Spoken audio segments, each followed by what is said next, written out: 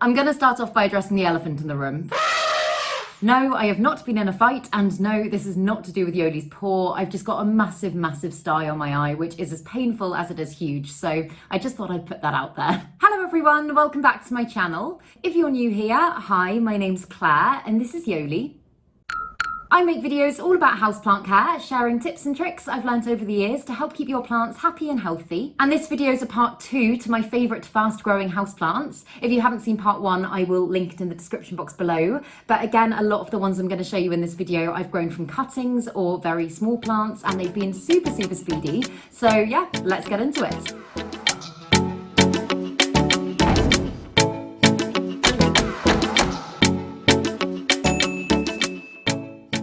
So the first one I've got here is my pink princess philodendron. Oh, if she'll fit in the camera because she's pretty huge nowadays. I showed you my white princess philodendron in part 1 of this video, and I got them both as cuttings around about the same time. I think I might have got this one maybe a month before or something like that, but she is, as you can see now, absolutely ginormous. And if I can get her down, yeah, you can see she's got a huge new leaf appearing on the way here. So she's grown so quickly. A lot of you were asking what I've done to kind of get my white princess and my pink princess to grow so quickly. And to be honest, I mean, nothing kind of specific. I've had her in really bright indirect lights pretty much the whole time I've had her. If she's been downstairs with me or in an area that doesn't get a lot of natural light, I've used grow lights. The mother grow lights that I've spoken about in other videos are the ones that I would personally recommend.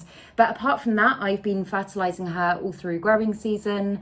I water her with fish tank water sometimes, which is really great. I've got goldfish, so it is easily accessible for me. And also, just as a general note for all of your plants, most of your tropical plants anyway, as a good way of making them grow faster, I found that balancing higher temperatures with high humidity levels is just a really great thing to kind of get them going. I've spoken about my grow cabinet many times now, but because of the environment in there and because it's constantly very warm and very humid, I've noticed such insane growth in those plants. So yeah, I would say in general, oh, I can't see you. In general, I try and keep the humidity in my house between kind of 60-70%, but if the temperature is higher, I'll crank it up even more. But that is what's working for this one. She's doing really well.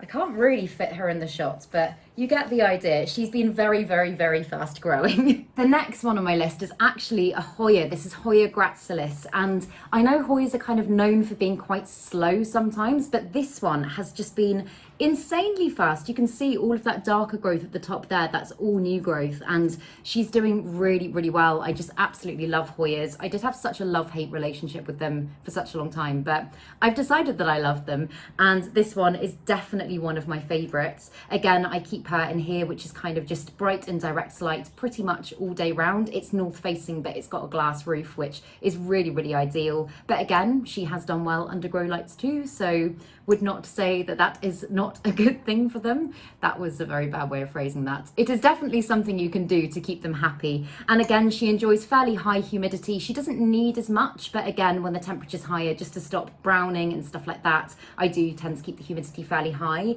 But yeah, she's just a really gorgeous plant that I am super chuffed with and so happy to see doing well. I'm hoping she might give me some flowers at some point soon. There's no sign of it yet, but fingers crossed, it's coming to that time of year. One of my other Hoyas is flowering, so I'm really hoping that at some point she's going to give me some flowers. But yeah, Hoya GRACILLIS, plant number 2. This next one's going to be really quite difficult to fit in the camera because she's absolutely huge now, but this is a EUPHORBIA ACRURENSIS, commonly known as the cowboy cactus. And they're not known for being that fast growing, but I think the thing is with this one, because you don't kind of see new leaves unfurling and stuff like that in the same sense as some of the others, you don't notice how quickly she's grown. I'll put a clip in from this time last year so you can just kind of see the difference, because she's just really beefed up and all these little bits here have kind of become a lot more chunky and full. And oh, there we go, you can kind of get a better idea of how big she is now there. But I just absolutely love her, and as I say, never really think of her as being a particularly fast growing plant, but when I did the comparison I was like, whoa, she's grown so quickly. This is also a plant, oh, I just need to put it on the chair, there we go. This is also a plant that is just absolutely fantastic if you don't want a plant that's particularly high maintenance. I only water her probably every 3 weeks or so. I just wait for the soil to feel pretty much completely dry and then go ahead, give her a good water. Again, she's in bright and direct light and is really happy there. God, it wouldn't be good if I spiked myself in the eye, would it? But yeah, she's just a really, really great plant. I've also got another one downstairs in my basement room, which actually doesn't get a lot of natural light and has been a lot slower. But for succulents, they can do quite well in lower light conditions, which is quite unusual. And again, probably not what you'd expect. Obviously, it's not their optimum growing conditions, but I'm saying from experience, I know that they can survive in lower light too. But yeah, I would highly recommend this plant. It is definitely one that I don't pay enough attention to because I don't have to do that much to, but I just absolutely love her. This next one's a Syndapsis satin pothos, which is just absolutely gorgeous. It's got these beautiful kind of bluey silver leaves. And if you've watched my other videos, you'll know that I absolutely love plants that have those leaves. They're just such an unusual colour and so pretty. It's also got really kind of, they're not, I don't know how you describe them. They kind of feel softer and more succulent than a lot of other leaves, but they're not velvety as such, but they're just beautiful. I got this one as 3 separate cuttings about 5 months ago or something like that, and I potted them all together in the same pot, and I have chopped and propagated her since then. So I would say probably if I hadn't, she'd be kind of down here now. She's a really, really fast grower. But with this one, I just, again, allow the top layer of soil to dry out before I water her. I've got her in kind of medium light conditions, or I have done. I've popped her in my grow cabinet just at the moment because I'm going away for a few days soon, and I just wanted to make sure she had all the humidity and everything she needed. But on the whole, I just keep her in kind of medium light conditions, nothing too dark but not as bright as this, and she does absolutely fine. But yeah, that is the satin pothos. This next one is the Philodendron MARX, which actually is in need of a water at the moment, hence why she's slightly droopy. But this one I got, I think about 5-6 months ago from House of Kojo, and is doing really, really well. Again, I have taken some cuttings of her recently. I'm going to a plant swap in a couple of weeks' time, which I'm very, very excited about. And I thought I would take some cuttings to take to that. But I just absolutely love her. She's just such a unusual kind of really bushy, lovely plant that kind of adds a lovely jungle vibe to your house. But also, one of the things I was going to say about this plant is, I don't know if you'll be able to see. If you can't see properly, I'll pop some clips in. But you can see there's some kind of sticky residue going up the stems here. And I was asked about this recently because someone contacted me and they thought they had scale. And basically what it is, I did some digging, it's something called extrafloral nectaries. And it's basically just plant glands that commonly occur on aroids that secrete nectar, and they've got nothing to do with pollination or anything like that, but it's basically totally normal. I mean, I wouldn't rule them out if they have just suddenly popped up and you've never seen them before. Obviously check for pests, but it is something that just commonly occurs for this plant. Nothing to worry about, just kind of a general care guide of this plant. Again, as with lots of my philodendrons, I'll just wait for the top layer of soil to dry out, give her a thorough soak through. She absolutely hates cold drafts. That's one thing I've really noticed with this plant, so keeping her far back from drafty windows and stuff like that is a really good idea. But apart from that, really not that fussy. Again, this is one that I've had down in my basement room with me for quite a long time, which is north facing. It doesn't get a lot of light, and she's done really well down there. It would definitely enjoy bright and direct light in general if you're able to give it that, but I have run out of space up here, so mine is in relatively low light conditions and is still doing well. So yeah, I've got another big one here that I'm not sure is gonna fit in the camera. But this is one of my bigger Monstera deliciosas, commonly known as the Swiss cheese plant. Oh, I think it might be a little bit risky for me to lift her through. I might just poke a leaf down so you can see how big she is.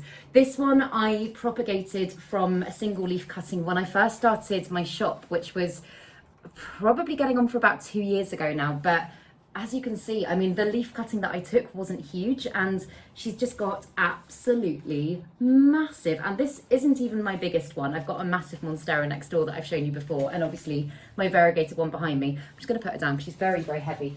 But Monstera deliciosa is such a popular houseplant, and it's so easy to take care of so long as you watch out for overwatering. They can cope well in kind of relatively low light conditions as well. Their growth does tend to slow down if you're keeping them in lower light conditions for a long period of time, but on the whole they won't complain too much, but ideally they would be getting bright indirect light. But yeah, super fast growing, really, really easy to propagate. Just allow the top layer of soil again to dry out to avoid overwatering, and yeah, they're really, really chilled. world. Really great plants. This next one's another vining philodendron. This is a Philodendron BRANDTIANUM, which again has those beautiful silvery, almost blue leaves that I absolutely love.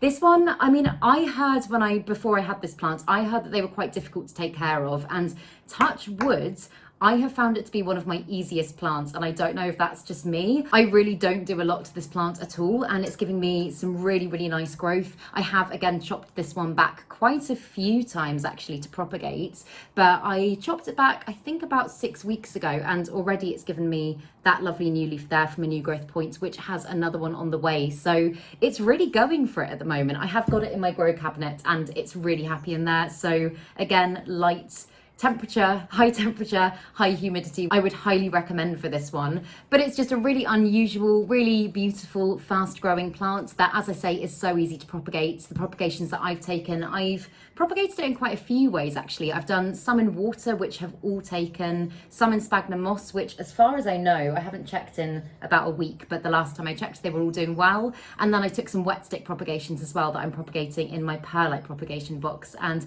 all of them are doing really, really well. One of them actually, I'll show you actually. So this is one of my little wet stick propagations that I started about 4 weeks ago, and as you can see, it's got a lovely little bluey silvery leaf already, and it's doing really, really well. So yeah, as I say, lots of ways you can propagate this plant, and from my experience, it is fairly easy going. These next ones are ones that I have shown you quite a few times recently, but I'm going to count them as big full plants now because they're definitely on their way and they've been ridiculously fast. This is THAUMATOPHYLLUM BIPINNATIFIDUM, which is commonly known as the split leaf philodendron. And if you don't know the story behind these plants, basically I found them dumped in a skip at the bottom of a road, and I took them home. I chopped them back to basically a stump. I'll pop a clip in of what they looked like, I think about 3 weeks ago, 3-4 weeks ago, and they have just done absolutely amazingly, and I can't get over how much new growth they've given me. So if this is anything to go off, I feel like they're going to be big full plants in no time. So again, if you're looking for a really fast growing plant, I would definitely say these ones are up there. I think maybe it's just because they were chopped back to nothing, I've noticed the growth more, but they've given me, I mean, I'm not going to count, but I feel like that's about 20 leaves, and I think there was 1 or 2 a few weeks ago. So yeah, they're really lovely plants. I'll pop a picture in again of what they look like when they're fully grown, full plants, but I'm so excited for them to reach that stage because they're just so beautiful. I love them, and I'm so happy that I was able to save them. They were just one plant, and then I divided the plants because it was crazy. The roots were insane, and I had to do something because I didn't have a big enough pot. So yeah, they're both doing really well, and I'm so proud of them. And yeah, I love them more and more every day. So this last one is another really fast growing Hoya. This is a Hoya crinklate, which I actually nicked out of the stock from my shop back when it was open because I fell in love with it, and it's such a beautiful plant. I love its waxy leaves. I just love everything about it. I love its bloom when it blooms, its flowers, and also again, it's a really easy plant to propagate. I took a cutting of it.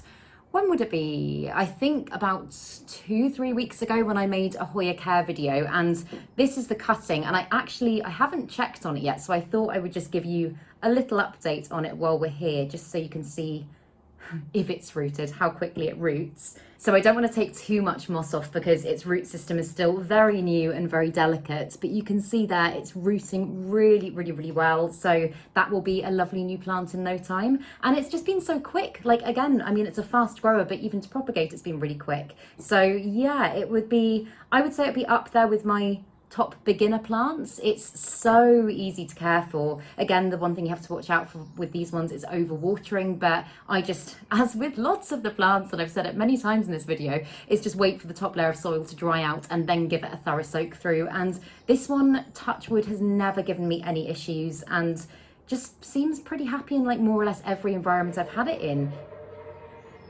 Oh good, a cement mix has just started next door. But yeah, as I was saying, this plant is super adaptable. It's really great in pretty much every condition I've had it in. It's done really well. It's really adaptable when it comes to lighting, humidity. It's just a fantastic plant. So yeah, that's all of the ones that I've got for this video. If you enjoyed this video and you want a part 3, then again, I will happily do a part 3. I've got loads more that I could show you, but if you did enjoy this video, please make sure to give it a thumbs up, subscribe to my channel, have a lovely day, and I will see you in the next video.